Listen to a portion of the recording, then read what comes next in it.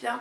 On est aujourd'hui mercredi matin, le 22 mai, même si je sais que cette vidéo sortira bien plus tard, mais voilà. Et avec Léana de la chaîne Arkelana, on a décidé de se faire un challenge lecture. On va se faire un challenge 7 livres en 7 jours et on va toutes les deux vlogger ça. Le principe du challenge est simple, on veut lire un livre par jour pendant 7 jours.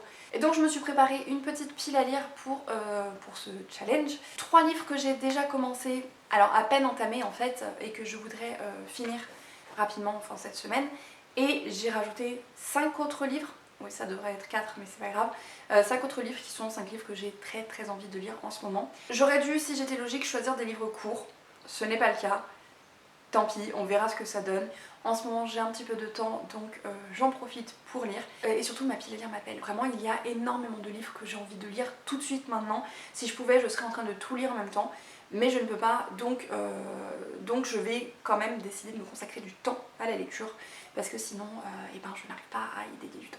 Donc tout d'abord je vous mets le lien vers la chaîne de Léana et son site internet aussi où vous pouvez acheter ses livres. Je vous mets tout ça en barre d'infos. N'hésitez pas à aller voir ce qu'elle fait, à aller découvrir son univers, etc. C'est une très bonne amie que j'adore. Donc je vous invite à aller lui faire un petit coucou. Et maintenant je vous présente les livres que j'ai prévu de lire. Donc on a tout d'abord Sur les traces des Willan, l'héritage de Pierre Bottero. C'est un guide dirigé par Tom Levesque. J'ai commencé, j'en suis à 20 pages à peu près. Et je l'ai acheté à l'Ouest Hurlant, je l'ai fait dédicacer par Florie Morin qui y participe. Et le titre dit tout, je pense que j'ai pas besoin d'en dire plus, c'est un essai, c'est de la non-fiction. Et il est pas très long, il fait moins de 200 pages, donc en soi ça devrait se lire assez vite. J'aime bien le format, on a des pages comme ça, on a voilà, ce type d'encart, etc. Donc en soi ça se lit quand même assez vite. Ensuite j'ai commencé, j'en suis à 36 pages. J'ai commencé donc Morgane Pendragon de Jean-Laurent Del Socorro. Alors de base je voulais l'avoir fini pour aujourd'hui. C'est un autre achat que j'ai fait à l'Ouest Hurlant et du coup bah j'ai très envie de lire les livres que j'ai achetés dernièrement, donc il en fait partie. C'est une réécriture du mythe d'Arthur dans lequel c'est Morgane et non Arthur qui a tiré l'épée Excalibur. Et on va suivre cette histoire là avec une alternance des points de vue de Morgane et de Arthur. La troisième lecture en cours, c'est La théorie des cœurs brisés. J'ai lu 18 pages, donc vraiment j'en suis au début pour chacun de ces livres, hein. Mais j'ai lu 18 pages, c'est écrit par Erika Boyer. J'ai lu récemment L'encre du passé, le tome 1 de cette autrice. Et vraiment sa plume me manquait et j'ai hésité entre enchaîner avec le tome 2 de L'encre du passé ou commencer celui-ci que je viens de recevoir. Et en fait je peux pas résister. Il m'appelle beaucoup trop, il a l'air léger, il a l'air tout doux, tout mignon, donc c'est vraiment une lecture qui va me faire du bien. J'ai hâte de retrouver la plume de Erika avec ce côté léger et doux justement. L'encre du passé est un peu plus dur, un peu plus triste, alors que là vraiment je m'attends à beaucoup d'humour, beaucoup de références au manga aussi. Et surtout voilà, des personnages adorables du peu que j'en ai lu jusque là. Ils ont l'air hyper attachants, donc j'ai vraiment hâte de le continuer. Dans cette histoire, on va suivre Jude et Alec qui travaillent tous les deux dans un café. Et Alec veut devenir coach en relation amoureuse et pour ça, il doit répondre à la question pourquoi les couples qui se séparent n'ont-ils pas fonctionné. Et il demande à Jude de faire semblant d'être en couple avec lui pour pouvoir justement étudier la question. Sauf que ce que Alec ne sait pas, c'est que Jude est en fait amoureux de lui. Et ça complique les choses, surtout pour Jude. Et j'ai vraiment hâte de lire ça. Ensuite, j'ai Les Grandes Oubliées, pourquoi l'histoire a effacé les femmes de Titu Lecoq, que je voudrais lire cette semaine, notamment parce que le 30 mai, il y a une rencontre avec l'autrice à propos de son autre livre, mais voilà, je voudrais en avoir au moins lu un si je veux aller à la rencontre. Je ne me suis pas encore inscrite, j'attends de finir ce livre pour le faire. Mais voilà, je veux le lire avant la rencontre, donc c'est dans pas longtemps. Ensuite j'ai des petites nouvelles, donc Le fruit de leurs entrailles de Estelle Faye et L'œuf de Arnaud Pontier aux éditions 1115. Et Estelle Faye m'a dit que sa nouvelle était ultra gore, donc j'ai hâte de lire ça. J'avoue je ne l'ai pas compté dans les 8 livres et je suis pas sûre que je le compterai comme une lecture parce qu'il fait 15 pages quoi.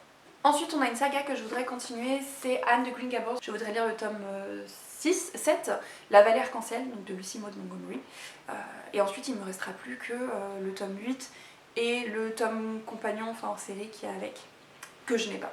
Lecture suivante, c'est L'impératrice des chimères de Jérôme Camdescas. Si j'ai bien compris, ça se passe dans l'univers de la mythologie nordique. Et c'est un thème que je suis en train d'explorer en ce moment. Donc il me semble que c'est le dernier livre de ma pile à lire qui soit sur ce thème. Donc je veux le lire pour pouvoir vous en reparler un petit peu plus voilà, en vidéo groupée. On a ensuite Aristote et Dante découvrent les secrets de l'univers de Benjamin Alire Sáenz. C'est un livre que je dois lire dans le cadre de ma vidéo les 33 livres préférés de mes proches. Je suis très loin dans cette liste, je n'ai pas lu grand chose et celui-ci c'est le livre préféré de Erika Boyer. Je l'ai dans ma pile à lire depuis un moment, je pense que c'est une lecture qui se lit assez vite puisque c'est assez gros, les marges sont larges, etc. Donc voilà, j'aimerais le lire cette semaine et enfin découvrir ce livre dont Erika me dit tant de bien. Et un livre que j'ai rajouté un petit peu à la dernière minute, j'espère que j'aurai le temps de le lire aussi, même si bon, clairement ça fait vraiment beaucoup pour juste une semaine, hein, donc objectivement je ne pense pas pouvoir lire tout ça, mais le plus j'en lis et le mieux c'est. Et donc je rajoute à cette liste Aussi longtemps que le soleil et la lune dureront de Gaëlle Magné. Et j'ai adoré tous les livres de Gaëlle Magné, donc j'ai hâte de découvrir celui-ci. Et voilà, j'ai hâte, je sais que quand elle l'écrivait, elle m'en parlait un petit peu, alors juste un tout petit peu, hein, mais ça me donnait tellement envie de découvrir son univers que j'ai vraiment hâte de me plonger dedans. Donc voilà pour la pile à lire que je prévois pour la semaine. Je rajouterai peut-être un audiobook au milieu de tout ça, j'en ai un en cours et j'en ai plein d'autres qui m'attendent. Et celui que j'ai en cours c'est The Fire Between High and Low de Brittany Setcheri. J'avais adoré The Air He Breathes de cette saga. Donc voilà, je l'ai commencé, j'ai pas écouté grand chose, j'ai dû écouter 1 heure ou 2 heures sur les 8 ou 12. Je ne sais plus du tout, voilà, il faudrait que je cherche mes informations. Je vais peut-être le continuer ou peut-être que j'en commencerai un autre, je ne sais pas, je vous tiendrai au courant. Donc voilà, là il est 11 h, il me reste une petite heure avant de manger. J'ai une pizza au frigo et donc c'est ça que je vais manger à midi, je n'ai pas besoin de cuisiner et ça c'est plutôt cool. Donc je pense que je vais juste me poser pour lire tranquillement pendant 1 heure, en profiter tranquillement.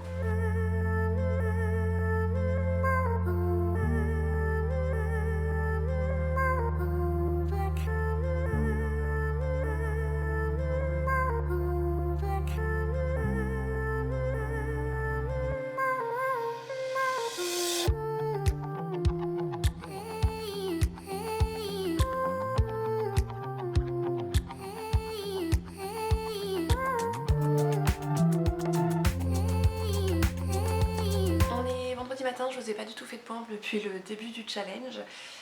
J'ai été un petit peu emportée par mes lectures. Donc c'est le 3e jour du challenge, il est 9 h du matin. Je me suis élevée très tard parce que je me suis couchée très tard pour finir ma lecture hier. Donc mercredi soir, j'ai fini Sur les traces d'Ewian, l'héritage de Pierre Bottero, un guide dirigé par Tom Lévesque. C'était hyper intéressant. Alors il faut savoir que moi j'ai lu les livres de Pierre Bottero sur le tard et en même temps il y a longtemps, puisque c'était il y a 10 ans. J'avais 24 ans, un truc comme ça. Et j'avais adoré, j'avais dévoré les 9 livres du cycle. Et j'avais vraiment eu un énorme coup de cœur pour Elana. Mais je ne les ai pas relus depuis et je n'ai rien lu de plus de Pierre Bottero depuis. Et j'ai adoré lire cet hommage à Pierre Bottero. Il y a beaucoup de choses très intéressantes. On revient sur plein d'éléments. J'ai appris en fait à découvrir l'homme, puisque finalement comme Pierre Bottero est décédé avant que moi je m'intéresse vraiment à son œuvre et à ce qu'il avait écrit, ou même que je réalise que les auteurs étaient des personnes, c'est bizarre dit comme ça, mais à l'époque je ne faisais pas du tout de salon, donc les auteurs étaient juste des noms sur les livres, mais pour moi j'avais pas l'idée de les rencontrer ou voilà, de cette possibilité d'un lien entre le lecteur et l'auteur. C'était pas quelque chose auquel je pensais vraiment. Donc quand j'ai lu Pierre Bottero, je ne m'intéressais pas à l'auteur lui-même, mais uniquement à ce qu'il avait écrit. Et avec ce livre, j'ai pu en découvrir plus sur lui et j'ai beaucoup aimé, j'ai passé un très bon moment. Il y a des articles de différentes personnes. Moi je l'ai acheté notamment parce qu'il y avait des articles de Florie Morin et honnêtement les références qu'elle donne et les petites notes en bas de page m'ont donné énormément envie de lire sa thèse. Donc je pense que j'irai chercher ça sur internet puisque c'est marqué qu'elle est disponible sur internet. Donc ça risque d'être une lecture prochaine. En tout cas, j'ai trouvé ça très intéressant. J'ai eu un peu plus de mal sur la dernière partie, la partie 5, puisque le livre est découpé en plusieurs parties. On va parler de l'inspiration qu'il a eue sur d'autres auteurs, sur les lecteurs, sur le monde de l'édition, sur la fantaisie et l'édition jeunesse. On va parler aussi des femmes dans l'écriture de Pierre Bottero, du racisme ou de l'écriture d'un personnage racisé dans son œuvre, puisqu'on a Salim qui est un personnage secondaire et un love interest très important dans l'histoire, et à l'époque c'était pas quelque chose qu'on trouvait souvent. Donc c'est discuté dans le livre, sans pour autant dire que tout ce qu'il a fait était parfait et très bien fait, hein, mais c'est discuté dans le livre et j'ai trouvé ça très intéressant. Par contre, il y a toute une partie sur les lecteurs et les fans, et j'ai trouvé cette partie-là très répétitive et très longue, puisque limite c'est une partie qui est vraiment longue, et surtout il y a une partie des références et des citations qui sont ici, qui sont déjà citées plus tôt. Donc vraiment il y avait un côté très répétitif, et comme c'est sur la fin, j'avoue que ça m'a beaucoup ralenti et bloqué dans ma lecture. Donc j'ai trouvé ça un petit peu dommage que cette partie-là soit aussi longue, surtout que c'était pas forcément la plus intéressante pour moi. Donc voilà, mais sinon en dehors de ça, j'ai trouvé le livre hyper intéressant.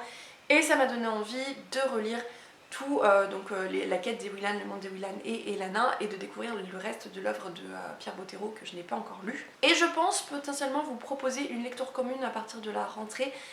Dites-moi si vous êtes intéressés, dites-moi ça en commentaire et je verrai si je mets ça en place. Donc voilà, ça c'était ma lecture de mercredi. Et hier, j'ai dévoré ce petit bonbon de douceur et de rire. Donc c'est La théorie des cœurs brisés de Erika Boyer. Et j'ai adoré rencontrer Jude et Alec, suivre leur relation, leur groupe d'amis, leurs proches, la vie au Smiling Coffee, et enfin vraiment j'ai passé un excellent moment. Tout au long de ma lecture, je souriais niaisement face aux commentaires des personnages. Ils sont vraiment touchants, adorables. C'est un livre dans lequel tous les personnages sont juste foncièrement bons, et c'est juste tellement agréable, c'était mignon comme tout. J'ai adoré la curiosité d'Alec et la manière qu'il a d'appréhender le monde et de poser ses questions, de vouloir comprendre ce qu'il ne connaît pas, mais de le faire toujours avec un immense respect, sans même y réfléchir. Donc c'est un personnage que j'ai trouvé très doux, très mignon en fait. Alec est vraiment juste hyper mignon et très innocent, et son amour pour les mangas et notamment les boys love est juste beaucoup trop drôle. Et Jude est juste, c'est pareil, il est adorable, il est mignon comme tout. Alors il a moins ce côté innocent, mais il reste d'une grande douceur, et j'ai adoré les deux personnages, je m'y suis énormément attachée, j'ai adoré leurs proches aussi, vraiment leur groupe d'amis est juste beaucoup trop mignon, beaucoup trop chou. Et voilà, c'était une excellente lecture, j'ai souri pendant tout le long, j'ai ri à des moments, alors que par exemple pour me faire rire pendant une lecture c'est difficile, je ris dans ma tête, alors que là j'ai vraiment ri ouvertement. Erika Boyer y arrive, c'est pas la première fois que ça arrive avec Erika. Voilà, excellent moment, j'ai beaucoup souri, j'ai beaucoup ri. J'ai été triste pour eux par moments aussi, vraiment ils m'ont touchée, ils m'ont déclenché plein d'émotions, mais principalement ces émotions, c'était que c'était tout doux et que ça m'a fait beaucoup sourire. Et donc voilà pour les lectures que j'ai faites, donc 2 jours sont passés, j'ai lu 2 livres, pour le moment on est bon. Je devais lire aujourd'hui, enfin je pensais lire Les Grands Oubliés de l'histoire de Titu Lecoq, mais comme j'ai une grosse journée, enfin j'ai une journée avec pas mal de choses de prévues, je ne pense pas avoir le temps de m'embarquer dans ce livre-là parce qu'il est mine de rien un peu plus long et il demande un peu plus de concentration pour lire. Donc je me le réserve sûrement pour dimanche. Et à la place aujourd'hui, je vais lire La Vallée Arc-en-Ciel, le tome 7 de Anne de Green Gables de Lucy Maud Montgomery. Les premiers tomes de Anne se lisaient très très vite. J'avoue que le dernier que j'ai lu, j'avais mis beaucoup plus de temps à le lire. Parce que ça m'intéressait un petit peu moins, on est beaucoup plus centré sur les enfants de Anne que sur Anne elle-même, et on est plus aussi autour de la maternité. Et j'avoue que ça m'intéresse un petit peu moins, mais on a toujours le côté bienveillant et rêveur de Anne que l'on retrouve chez certains de ses enfants. Donc voilà, c'est toujours un plaisir quand même malgré tout de retrouver cet univers. Et il me reste 2 livres à lire, donc j'ai vraiment hâte d'avancer cette saga. Et ben voilà, c'est ma lecture prévue pour aujourd'hui et que je vais commencer ce matin puisqu'il y a un grand soleil. Je vais profiter du soleil dans mon salon qui est ultra agréable. Et vers 11 h je sortirai pour aller dans une librairie qui est un petit peu loin de chez moi. Mais il faut que je voudrais aller chercher un livre pour une copine et il y a des chances qu'il soit là-bas, donc je vais aller voir. J'ai d'autres choses prévues dans la journée, de l'écriture, je dois coder, je dois faire de la bêta lecture. Donc voilà, une grosse journée, je dois faire le ménage aussi dans l'appart. Bref, pas forcément des trucs tous ultra plaisants, même si aller à l'Astrolabe c'est ultra plaisant. Tout le reste va me prendre pas mal d'énergie, donc je vais me ménager des petits temps de lecture par-ci par-là comme je peux, et je vais commencer ce matin par La Vallée Arc-en-Ciel.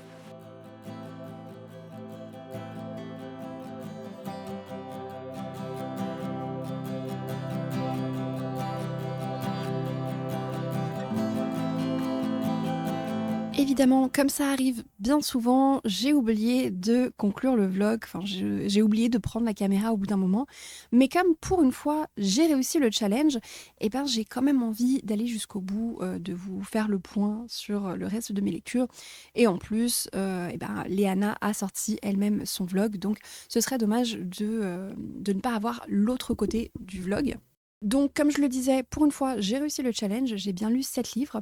Donc sur le dernier plan que vous voyez, je suis en train de lire La Vallée Arc-en-Ciel de Lucy Maud Montgomery, que j'ai fini, que j'ai lu en entier sur la journée et que j'ai beaucoup aimé. J'ai été surprise parce que, comme je le disais, j'avais moins apprécié le tome précédent, trop tourné sur les enfants à mon goût. Et au final, ce tome-là est complètement tourné sur les enfants, puisqu'on voit à peine les parents, on voit à peine Anne et Gilbert, on voit très peu les adultes, on est surtout centré sur les enfants, mais pas uniquement sur les enfants de Anne, mais aussi sur les enfants du voisinage, d'ailleurs principalement sur eux. Et au final, ça a apporté un petit peu de fraîcheur à cette saga et ça m'a relancée. J'ai à nouveau passé un très très bon moment et je l'ai dévoré. Donc ça a été une très bonne lecture et j'ai dû me retenir d'enchaîner directement sur le tome suivant qui est le dernier de la saga, qui est Ria Maria. Mais qui attendra un petit peu. Comme c'est une suite de saga, je n'ai pas grand chose de plus à en dire. Je peux pas en parler trop longuement parce que je veux pas vous spoiler ce qui se passe dans les précédents. D'ailleurs, je trouve que je vous en dis quand même déjà pas mal en vous parlant des enfants de Anne. Mais bon, ce n'est pas un vrai gros spoil de savoir que Anne a des enfants. Donc je vais m'arrêter là pour le tome 7 de Anne de Green Gables, donc La Vallée Arc-en-Ciel de Lucy Maud Montgomery. Après ça, j'ai complètement changé de programme. Je n'ai plus lu les livres qui étaient prévus dans la palle initiale, à part un seul. Mais ça commençait à faire beaucoup de romans d'affilée que je lisais, donc j'ai eu besoin euh, bah, de quelque chose de plus simple, de plus rapide à lire. Et donc j'ai décidé de prendre un manga. J'ai lu le tome 2 de Spy Family de Tatsuya Endo. C'est un manga que j'adore, je vous en ai déjà pas mal parlé quand j'ai lu le tome 1. Je l'avais adoré. On y suit donc un homme qui est un espion qui se retrouve à avoir une mission pour sauver le pays, et pour ça, sa mission implique qu'il ait pour couverture une famille, donc il doit se trouver dans l'urgence une femme et une enfant, et c'est ce qu'il fait, sauf que le hasard fait que la femme en question est une tueuse, et l'enfant est télépathe, mais elle est très jeune, donc elle comprend pas absolument tout ce qu'elle entend. Donc ça donne des situations assez marrantes. Et donc dans le tome 2, on continue de suivre. Donc dans le tome 1, on a vraiment la mise en place avec la rencontre de cette famille et la mise en place de la famille. Et dans le tome 2, on a le tout début de l'enquête de la mission d'espionnage où la petite fille Anya doit intégrer une école en particulier et devenir amie avec des personnes en particulier. Et c'est très drôle, il y a beaucoup de situations assez cocasses, donc c'est sympa. J'ai bien aimé, je l'ai lu très rapidement et ça a été une bonne lecture. Et c'est un manga que je compte continuer. J'ai le tome 3 en ma possession et je le lirai très bientôt.